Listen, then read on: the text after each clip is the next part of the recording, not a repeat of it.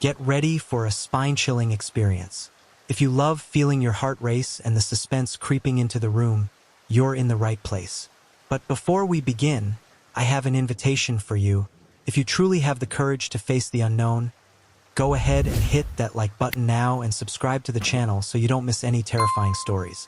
Share this video with someone who also loves the thrill of fear, but be careful. The scariest things tend to happen when you least expect it. Are you ready to face what's coming next? Let's see if you can handle it. Sarah Collins was sitting alone on the couch in her small New York apartment, staring out the window at the darkness when her cell phone rang. The name on the screen made her freeze. It was Jake, his older brother, who worked at the World Trade Center and had been missing since the attack. Sarah's heart skipped a beat. She knew that Jake was in the North Tower at the time of the collision and had been trying unsuccessfully to contact him for days. Trembling, she answered, her voice catching in her throat. Jake? All she heard was a static noise, followed by a distant, distorted voice. I'm fine. The voice was unmistakable. It was Jake. I love you. And then the sound disappeared, leaving only dead silence on the line. Sarah tried to call back immediately, but an automated message said the number was out of service. Terror took over his body. How was this possible? Confused and desperate, Sarah began searching for answers. His mind was torn between the irrational hope that his brother was alive and the overwhelming dread that something much more sinister was at play. The phone was still in his hand, the silence now feeling like a threat. She wondered if she was losing her sanity. But when he called his parents to tell them what had happened, he discovered they had also received a call from Jake. The same voice, the same message. In the days that followed, Sarah couldn't stop thinking about the call. Every time I tried redial, it was the same automatic message, number out of service. Restless, she began looking for other similar stories. To his surprise, it didn't take long to find an online forum where countless people shared identical experiences. Everyone had lost someone on September 11th, and many received similar phone calls. Static voices, short messages, and the same impossible fate. Among the reports, a pattern emerged. The calls always took place at night, usually between 2 and 3 in the morning. The voices, although recognizable, were distorted, as if they were coming from far away, from a place that human words could not describe. Sarah read the comments carefully, her hands sweating as her doubts grew. What did these calls really mean? Are these people trapped between the world of the living and the dead, trying to communicate one last time? One woman, Emily, shared that she had received a similar message from her husband, who was on Flight 93. The call lasted only a few seconds, but long enough for him to say, "I'll see you soon." Emily's terror was evident in your typed words. More and more people were reporting similar cases. The connections were not isolated. Something or someone was trying to get in touch. But why? Unable to ignore the phone calls, Sarah decided to seek help. After finding a support group for those who lost family members in the attack, she heard about a paranormal investigator named Dr. Lucas Meyer who specialized in unexplained phenomena. He had a reputation for solving mysteries linked to death, the supernatural, and post-death contacts. Desperate, Sarah contacted him. Dr. Meyer received her in a small office on the outskirts of the city. The place was full of old books and electronic equipment that looked like something out of a science fiction movie. People think these calls are signs of life, but they're actually echoes, he explained, as he adjusted a strange device that picked up hidden audio frequencies. It's as if the trauma of a massive event like 9/11 created a rift, allowing those who died to try to communicate. Sarah watched, attentive and nervous. But why only now? And why are these calls so short and distorted? She could barely hide the tremor in her voice. Dr. Meyer sighed heavily, looking deeply into her eyes. They're not always trying to say something. Sometimes, it's just the last bit of energy before they're completely erased. They're not alive, Sarah. They're trapped. Sarah's stomach dropped. Trapped where? She asked, but Dr. Meyer just hung his head, as if he didn't have the courage to answer. I believe you already know. The words hung in the air like a death sentence. Despite the skepticism she still carried, Sarah began working with Dr. Meyer. He set up recording equipment in his home, ready to capture any other signals that might come from Jake. Fear mixed with curiosity as she waited. However, for weeks there was no sign. The nights became silent nightmares, where Sarah wondered if the silence was worse than the phone calls. One night, at 2:47 a.m., the phone rang again. Jake's name appeared on the screen, and Sarah froze. This time, Dr. Meyer was with her, watching with wide eyes. Sarah answered, her voice shaking with terror. "Jake? Nothing. Just static." But slowly, a voice rose from deep within the static. "Help me. I'm stuck. I'm cold." Jake's voice was there, but something was wrong. Felt distorted, as if it were being pulled away. Sarah collapsed to the floor, the phone still in her hand. "Jake, where are you?" she begged. But instead of a response, the line went completely silent. Dr. Meyer ran to the devices he had installed and analyzed the frequencies captured. His eyes widened. "That's not Jake," he muttered, barely speaking. "Someone, or something, is using your voice." The next morning, Sarah confronted Dr. Meyer about what he had discovered on the recording. He hesitated, his hands shaking slightly as he held the printed sheets of call frequency records. "There is something strange about the captured sound waves," he said. "The voice you heard wasn't just coming from a distorted frequency. It was being replicated, as if it were an imitation." Sarah couldn't process what that meant. "Are you saying someone is pretending to be my brother? How is that possible?"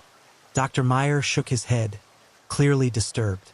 "I don't know, but these calls aren't normal contacts. They don't come from the other side like we think. I fear something much darker is at play." As the investigator's words echoed in her mind, Sarah began to think about other people's reports. They had all spoken of strange sensations after the calls, as if something was wrong, but they couldn't identify what. Now, Sarah wondered, could something be using the voices of the dead to get closer to the living? The idea was so terrifying that she could barely breathe. Dr. Meyer suggested they stop the investigation, but Sarah refused. She needed to understand what was happening to Jake. "If he's trapped, I need to save him," she said, determined. But deep down, a cruel doubt began to emerge. What if the thing she was trying to save wasn't her brother? Determined to see it through, Sarah and Dr. Meyer continued the investigation, this time focusing on finding a way to trace the origin of the call. That same night, as they sat in silence, waiting for another call, the phone rang. Jake's name flashed on the screen once again, and Sarah answered without hesitation. This time, however, the voice on the other end was different. "Sarah, why don't you come see me?" The phrase was said almost casually, but the voice was deep, disturbing. Sarah backed away. "Jake, where are you?" he asked, his hand shaking on the phone. The answer came as an icy whisper. "I'm here. I've always been here." Sarah's fear reached its peak. The voice was so close that it seemed to be coming from inside the house. She looked around, but there was no one there. The static rose, and then the line went dead. Dr. Meyer, in shock, looked at the rate tracker. "The coordinates are here. This ground zero." Sarah felt her stomach sink. The calls were coming from the place where the twin towers collapsed. Something or someone was using the chaos and pain of that tragedy to reach the living. She knew that if she wanted answers, she would have to face the terror directly, go back to the place where it all began. The day dawned in a heavy fog, and Sarah knew she could no longer run. The coordinates that Dr. Meyer had tracked would take her directly to ground zero, the place where the twin towers fell and where so many lives were lost. It was there that she would find the answers. Something about this connection terrified her deeply, but the need to understand what was happening to Jake was stronger than the fear. Dr. Meyer was hesitant to join her. "Sarah, this is no ordinary investigation. We are dealing with something far beyond what I have ever seen." He knew they had crossed the line between the world of the living and something much darker, something that didn't belong in this world. Sarah, however, was determined. "If there's a chance Jake is stuck there, I need to go," she replied firmly. Meyer's eyes watched her with a mix of compassion and fear. Reluctantly, he agreed. As they arrived at Ground Zero, Sarah felt the weight of the tragedy around her. The place, now transformed into a memorial, seemed surrounded by a strange energy. Even in the middle of the busy city, there was a heavy silence, as if the souls of the victims still roamed there. The wind was cold, sharp, and for a brief moment, Sarah felt as if she were being watched. Something was there. Something knew she had arrived. She and Dr. Meyer approached the memorial area, and he began adjusting his equipment. "If there is any residual energy here, we will be able to capture it," he explained. But as he was preparing the instruments, Sarah's phone rang again. She almost dropped the device. It was Jake again. The same static, the same feeling of ice coursing through your veins. She answered, her voice shaking. "Jake? Sarah?" Jake's voice was clear this time, but something about the way he pronounced her name seemed wrong, distorted, like he was being manipulated. "I'm trapped. I can't get out. I need you here." Sarah felt her stomach drop. The words were what she most feared hearing. He was asking her to follow him, but where? What if it wasn't Jake? Dr. Meyer carefully observed the frequency signals that his equipment picked up. "There's immense energy here," he murmured, eyes widening as he saw the graphics on his monitor. "But it doesn't sound like it's from a living person. It's more like echoes from multiple souls, distorted and overlapping." What they were picking up wasn't just a lost soul. It was a fusion of voices, of ancient pain, echoing in Jake's frequency. "Sarah, don't answer those calls anymore," warned Dr. Meyer. "That's not your brother. I believe something is using the voices of the dead to lure you. Something dark." Sarah tried to fight this idea, but deep down she knew it was true. She had never heard the real Jake on that line. The calls were wrong. Suddenly, a cold gust of wind blew past them, and Sarah's phone rang once again. The screen flickered, and the static grew, even though she hadn't answered. Dr. Meyer frowned. "This is unnatural. Turn it off now." But before she could do anything, the phone exploded into a deafening noise, Jake's voice, or whoever was pretending to be him, shouting on the other end, "You can't run away from me. I am here. Always have been." Jake's voice was now a cacophony of static and shouting, almost as if several people were talking at once. Sarah fell to her knees, her hands covering her ears to muffle the sound, but the voice continued to echo in her mind. "Sarah, come to me." The phrase was repeated in an infinite cycle of pain and despair. Dr. Meyer, seeing Sarah's despair, turned off the equipment and rushed to her. "Sarah, you need to fight this." She was in a state of shock, unable to move. The cold around her was oppressive, as if reality itself was distorted. It was as if something, invisible to human eyes, was trying to cross the barrier between the world of the living and the world of the dead, and Sarah was the conduit. "No, it's not him," he murmured, his eyes filling with tears. She finally understood that what was trying to communicate with her was not Jake. It was something much darker, something that fed on her pain and hope. Dr. Meyer, realizing the situation was out of control, pulled Sarah back. "We need to get out of here now," he said, as he looked around, feeling a presence approaching. The wind seemed to pick up, and the voices in the distance, the murmurs of pain, got louder. Ground Zero was not just a place of mourning, but a point of contact between worlds. As they ran, Sarah's phone vibrated in her pocket again. But this time she knew. "That's not Jake," she muttered to herself with painful certainty. Something had used the tragedy of 9/11 to cross over into this world, something that was far beyond human understanding. Sarah and Dr. Meyer managed to get back to the car, panting and filled with terror. Sarah's phone continued to vibrate, and she looked at it as if it were a cursed object. "I can't answer anymore," she said, her voice shaking. "I know it's not Jake, but what if it is? What if he really is trapped and needs me?" Dr. Meyer turned to her, eyes dark and serious. "Sarah, if it were Jake, he wouldn't hold this against you. This thing is feeding off your pain. It's using Jake's memory to manipulate you." His words landed like a hard blow, and Sarah knew he was right. But the dilemma tore at his soul. Giving up meant accepting Jake's death, but continuing could condemn her to something worse. Suddenly, the phone stopped vibrating. The silence that followed was even more terrifying. Dr. Meyer looked at his watch. It was 2:59 in the morning. "We're close to the time these calls always happen," he said, trying to remain calm. But then Meyer's phone started ringing. He looked at the display and felt his blood run cold. The number that appeared was that of his deceased wife, who had died years earlier in a car accident. He answered, his voice barely coming out. "Amanda?" What came next was a mix of static and distant screams, overlapping voices that whispered his name. Dr. Meyer dropped the phone to the floor, eyes wide with terror. "This isn't real. They're playing with us." Sarah took Meyer's phone and, with a firm gesture, turned off both devices. "We can't follow this anymore. They're trying to pull us to the same place where these souls are trapped." Back at Sarah's apartment, the silence was heavy. What was once a place of comfort now seemed threatening, full of shadows and secrets. "We need to wrap this up," said Dr. Meyer, exhausted. "Put the phone down. Stop trying to contact him." Sarah agreed, but the void left by Jake's absence still haunted her. "I'll never be sure if it was him, or if he's there waiting," he murmured. Dr. Meyer looked at her sadly. "Sometimes the answer we want isn't the answer we need. Jake is gone, Sarah. And whatever it is that's trying to get to you, it's not him." His words were harsh, but she knew they were true. Even so, the doubt continued to haunt her.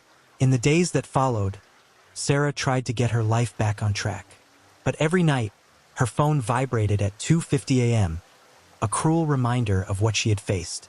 She never answered again. Dr. Meyer cut all ties with the investigation, unable to bear the weight of what they had discovered. They both knew that although they had survived, the mystery of the voices from beyond would never be completely solved. That night, Sarah lay down, listening to the sound of the wind outside. For a brief moment, she thought she heard a familiar voice calling her name. Maybe it was just her imagination, or maybe the lost souls were still there waiting for her.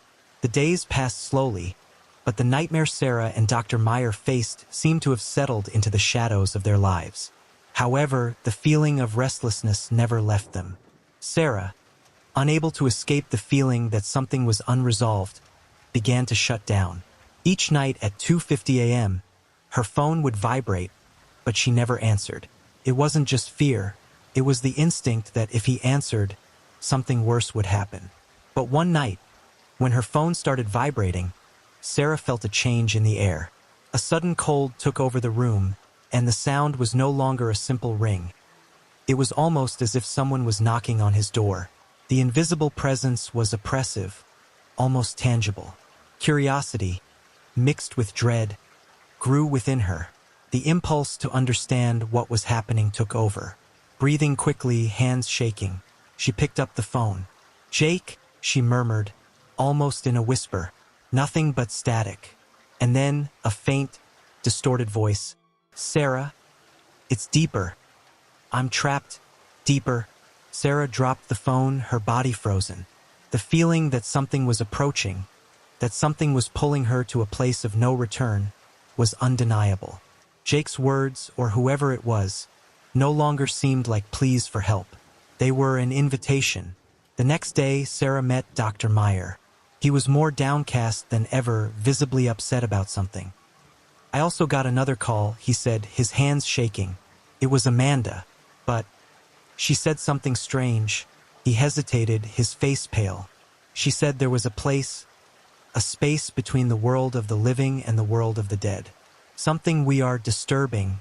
That was enough for Sarah to understand that the calls were not coincidences.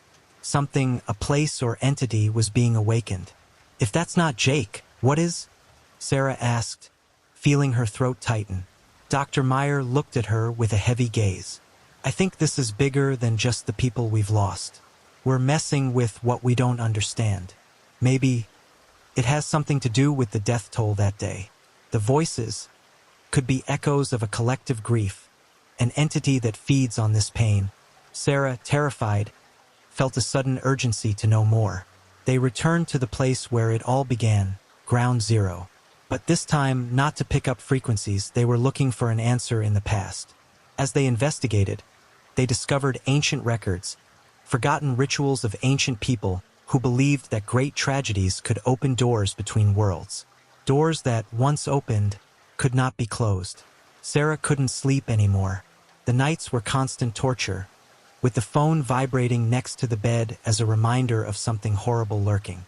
She tried to ignore it, but always at 2:50 a.m., the same cold invaded her room, and the same oppressive weight enveloped her. One day, while reviewing the recordings made by Dr. Meyer, she noticed something that had gone unnoticed. A background whisper that was repeated in every call. Deeper, deeper. It was as if the entity itself was guiding them, drawing them somewhere, and Sarah felt like she was being led into something terrible. One night, while going through old papers about rituals and supernatural contacts, he found a mention of a spiritual portal that opened in places of extreme suffering. These portals, according to legend, attracted lost souls trying to return to the physical world, but they could also be used for something much more sinister to pass through. When Sarah confronted Dr. Meyer with this discovery, he turned pale. If these doors are open, what else could be coming out? He knew they weren't just dealing with echoes of tragedy. Something was using the memory of the dead to break the barrier between the worlds. Something that wanted more than just communicating. Sarah began to notice changes in her daily life. Quick reflections, shadows that passed in the corner of his vision, muffled sounds, like footsteps in his house when no one was there. Each night, the phone vibrated, but now the sensation was different. What once seemed like an invitation now seemed like an order. Pick up, Sarah. The voice was becoming more demanding, closer. Dr. Meyer was also no longer bearing the weight of the investigation. He began to feel that something followed him wherever he went. The voices weren't just on the phone. They whispered in the dark, in the silence, in the wind. He confessed to Sarah that Amanda was in his dreams, but not in the loving way he remembered her. She watches me, Sarah, like she was waiting for me to do something. Both were on the verge of madness. But the pieces began to fall into place when Sarah found a record about the restlessly dead. Souls who wandered in search of redemption, but who could be manipulated by evil entities. What if the real Jake is trapped, and something using his voice is trying to get me to release it? She knew she was being drawn into a direct confrontation with whatever was behind the calls. That night, she decided she needed to answer one last time. At 2:50 in the morning, Sarah was sitting in the dark, phone in hand. She knew she was on the brink, but something inside her pushed her to keep going. When the phone began to vibrate, she felt an icy cold pass through her body. He answered, breathing heavily. Jake? The voice on the other end was familiar but distorted, as if it was splitting into multiple layers. Sarah? Deeper. Come for me. She closed her eyes, trying to resist the rising panic. Where are you? The voice hesitated, as if there was a fight on the other end. And then, with a piercing scream, the voice broke into a cacophony of other voices, each more disturbing than the last. I'm not him, whispered the last voice, before a deafening scream cut the line. The phone fell from his hands. Something had revealed. Jake had never been on the other side, and the entity wanted something much deeper. Dr. Meyer, who had been at her side the entire time, watched in horror. He knew they had gone too far, that they had crossed a dangerous line. But now there was no going back.